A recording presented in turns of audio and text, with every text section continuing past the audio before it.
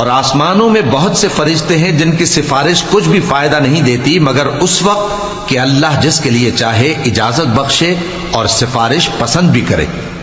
جو لوگ آخرت پر ایمان نہیں لاتے وہ فرشتوں کو لڑکیوں کے نام سے موسوم کرتے ہیں، حالانکہ ان کو اس کی کچھ خبر نہیں۔ وہ صرف خیال و گمان پر چلتے ہیں، جبکہ خیال و گمان حق کے مقابلے میں کچھ کام نہیں آتا۔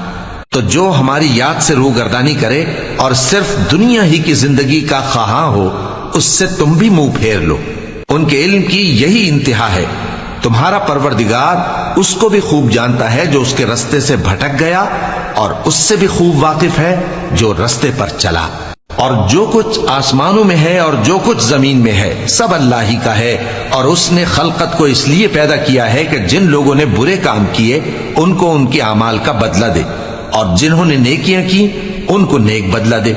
جو صغیرہ گناہوں کے سوا بڑے بڑے گناہوں اور بے حیائی کی باتوں سے اجتناب کرتے ہیں، بے شک تمہارا پروردگار بڑی بخشش والا ہے۔